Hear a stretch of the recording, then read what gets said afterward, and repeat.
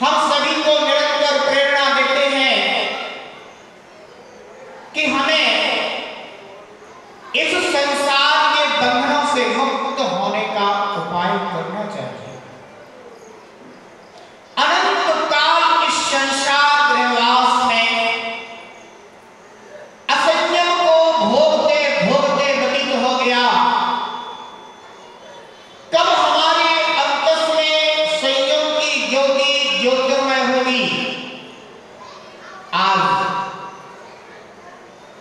हम सभी आचार्य श्री का यह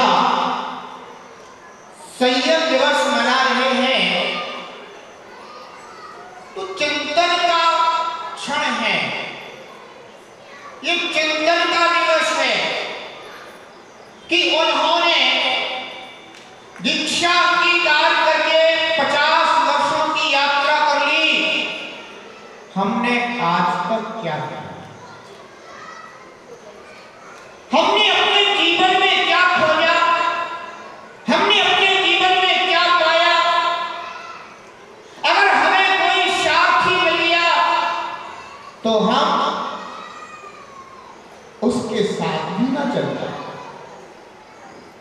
अरे कम से कम अब हमें अपने जीवन के विषय में चिंतन करना है। जैसा उद्यम, जैसा उद्योग, जैसा साहस उन्होंने अपने अंतर से प्रकट किया है, वैसा ही उद्यम हमें भी अपने जीवन में लाना होगा। बंधुओं, संयम ही जीवन है, संयम ही धन है, संयम ही शांति है, संयम ही हमारे जीवन में आनंद को जन्म देने वाली। जब तक हमारे जीवन में संयम नहीं होगा, तब तक हमारे जीवन में शांति नहीं आ सकती। इसलिए बंधुओं, आज के दिन चिंतन करें कि हमने आखिर अपने भीतर से कितना असंयम कम किया। एक वह संयम होता है जो हमारे मोह अंधकार को तोड़ देता है।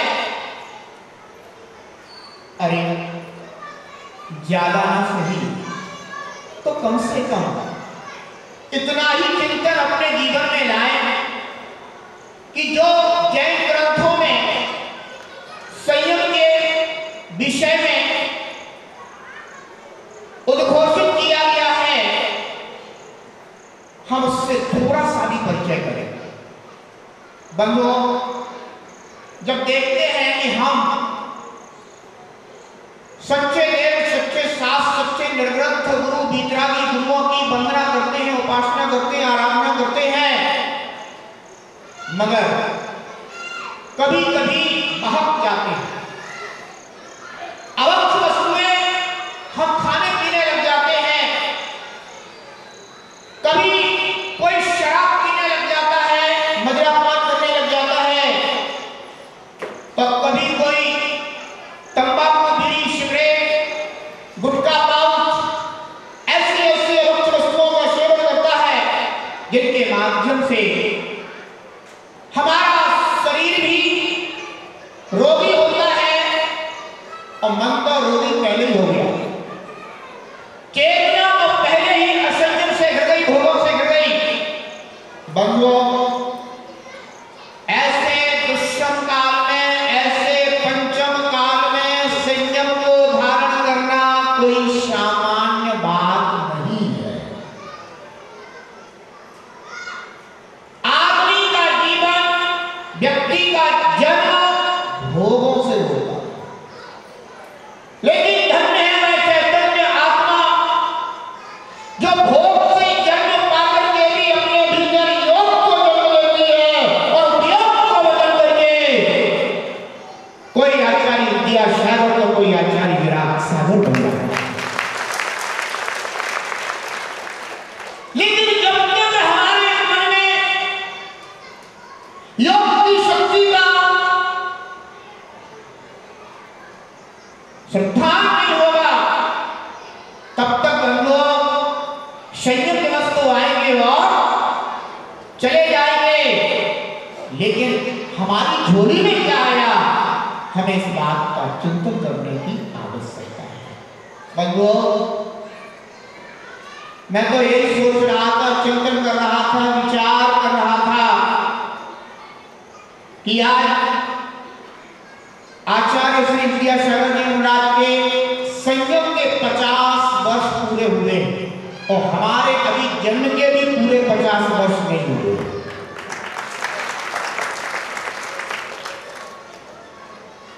इतनी बड़ी यात्रा कोई सामान्य यात्रा नहीं है और वो भी आज के युग में, इस दुष्म काल में चारों तरफ देखो वो विषय और भोगों की नदी बह रही है।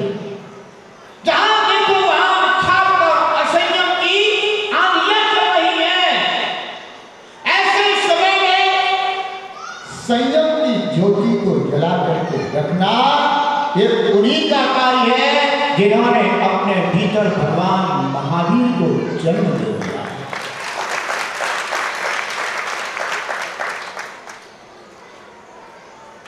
हर संयमी, हर संत, हर वितरागी श्रमण इस पंचम काल में, इस निश्चम काल में, इस कली काल में, इस कलयुग में यही विचार करता है क्योंकि ये संयम की मशाल को लेकर के चल रहा है।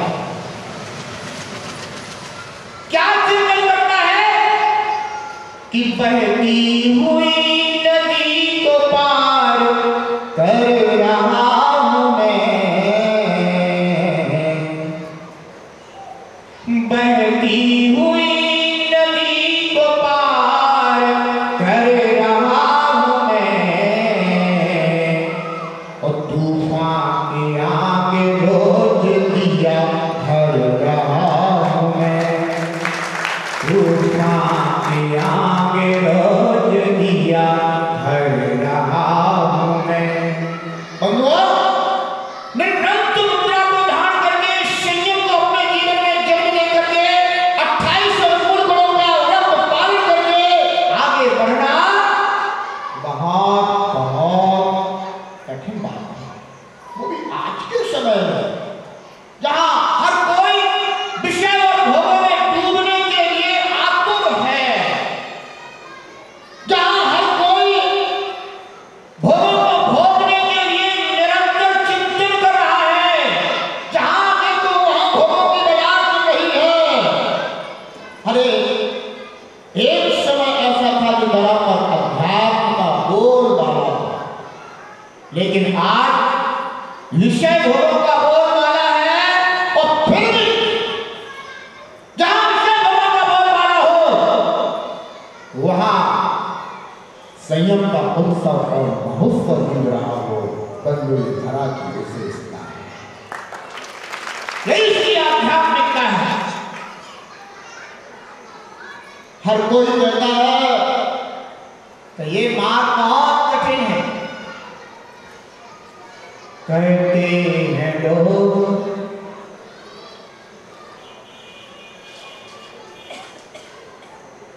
कहते हैं लोग है नहीं बच्चों का खेल। जब भी कोई संयम के मार्ग पर निकलने को होता है तो क्या कहते हो कि ये कोई ऐसा दशा नहीं है, ये तो बहुत कठिन बात है। तो कहते हैं लोग है नहीं बच्चों का खेल, कहते हैं लोग है नहीं बच्चों का खेल, मगर संयमी क्या कहता है? तलवार की है धार फिर भी चल रहा हूं मैं, तलवार की है धार फिर भी चल रहा हूं मैं, बहती हुई नदी को पार कर रहा हूं मैं और तूफान के आगे रोज दिया धर रहा हूं मैं, तूफान के आगे रोज दिया धर रहा हूं मैं।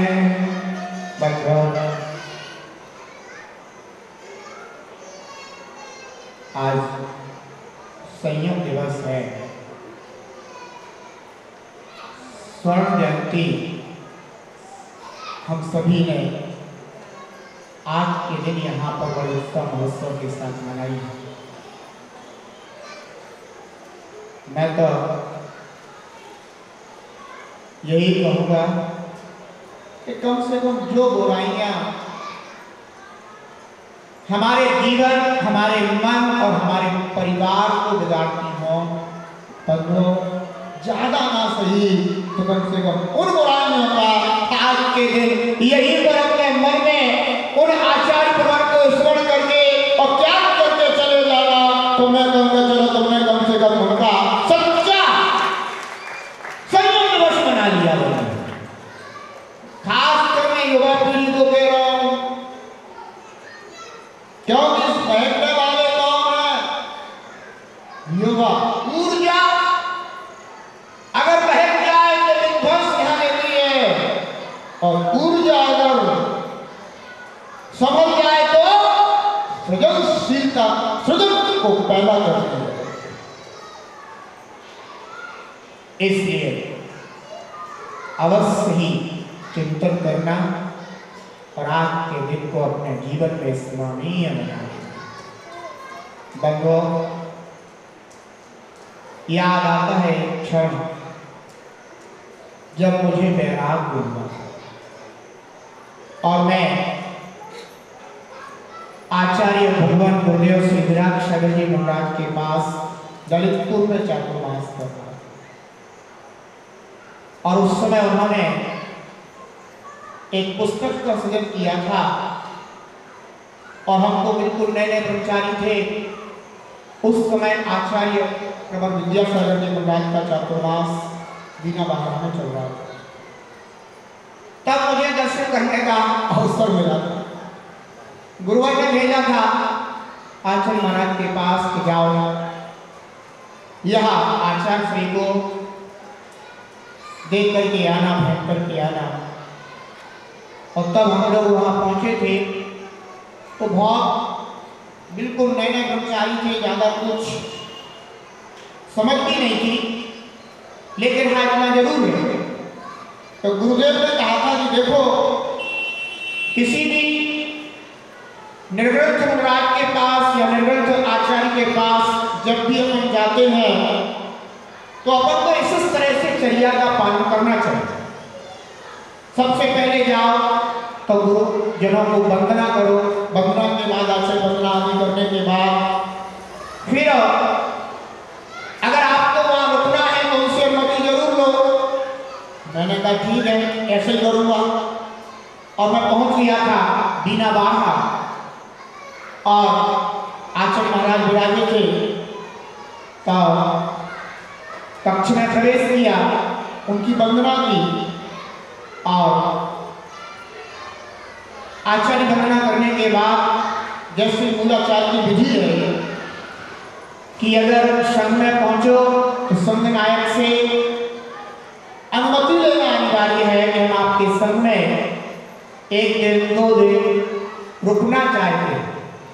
तो जैसे मैंने ये बोला तो उन्हें अति प्रसन्नता हो गई।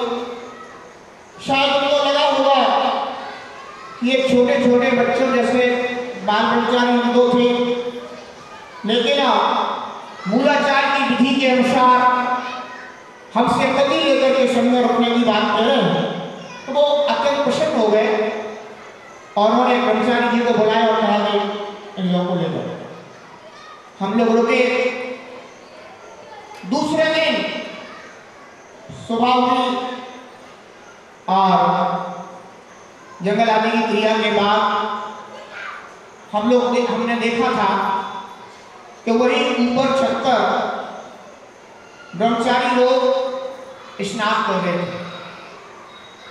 वहीं पर जलादि रखा हुआ था और वहीं पर आचार्य श्री भी, अभय सागर जी और चंद्र सागर जी और शायद एलम निर्भय सागर वो वहीं पर तो पास में बैठे हुए थे, जैसे कि हमारी डॉक्टर साहब की दूरी है, इतनी दूरी पर। अब हमको पहली बार देख रहा था तो वहीं पर ब्रह्मचारी लोग की दूरी पर स्नान करते जा रहे थे, फटाफट निकलते जा रहे थे। तो अब हमको बड़ी शर्म लगी कि मैं सही करूँ तो मैं शर्म के मारे खड़ा खड़ा खड़ा और सब लोग आते जा रहे निकलते जा रहे। तो आचार्य श्री बोले लगता है कि बच्चानों को अपन लोग यहाँ बैठने तो शर्म लग रही है। तो मैंने सोचा कि आचार्य श्री तो हमारे मन की बात को पहले ही समझ गए हैं। गुरुजन होते हैं निश्चित रूप से ये समझ लीजिए कि उनके अंदर ऐसा ही ज्ञान का क्षेत्र होता है, विशेषता होती है कि वे अपने अंतस की बात को समझ ही जाते हैं। मतलब ऐसे प्रसंग होते हैं प्रसंगों में ये सब बातें इस पर में आती है तो बड़ा रोमो पुलकित होता है, आनंदित होता है, हर्षित होता है। बंधो समय हो रहा है। संयम के विषय में हमारे आचार्य भगवंतों ने कहा है कैसे कितना टाइम है 5:30। अभी सभी लोगों को अपना है आगे का भी देखना होगा। हम भी सोचते हैं कि काय को जो है ना आज संयम दिवस है, काय को व्यर्थ में संयम हो बंधुओं। लेकिन हमारे आचार्य बंधुओं ने शास्त्रों में कहा है, बंधुओं बाबा साहब विद्वान जी ने कहा हुआ है कि भव्य जी अगर भावपूर्वक 32 बार संयम को धारण कर ले अर्थात निरंतर दीक्षा भावपूर्वक धारण कर ले तो नियम से मुक्ति को प्राप्त हो जाता है, नियम से मोक्ष चला जाता है। कितने बार 32 बार। और अगर वह निरंतर संयम को धारण करके अगर समाधि को प्राप्त हो जाए तो उक्तस्य में 2 बाबा और जगन में 70 बाबा।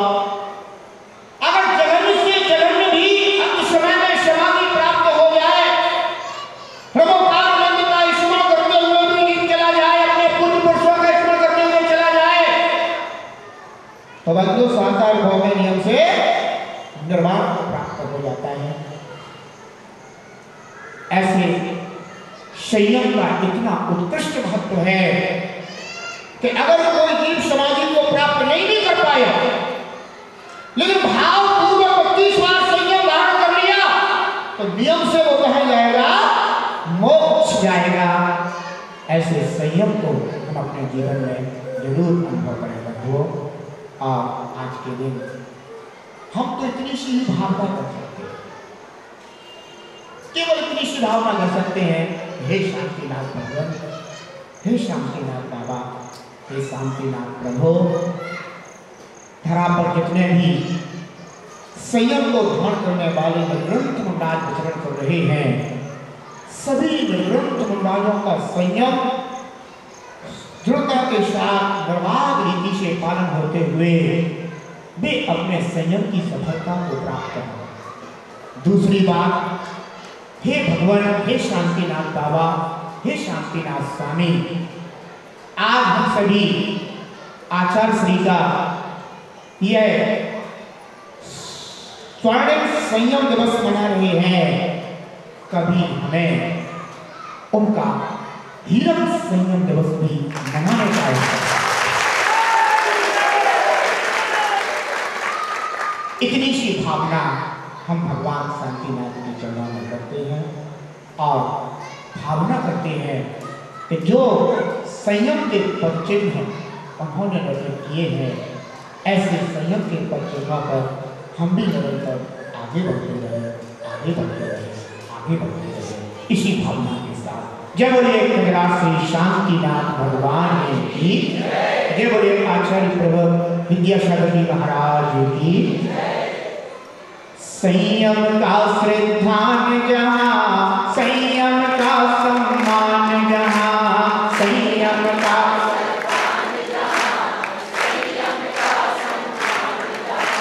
जिसे आज तक खोज रहे मिलता है भगवान वहाँ, जिसे आज तक खोज रहे मिलता है भगवान वहाँ। संयम से जीवन हो, संयम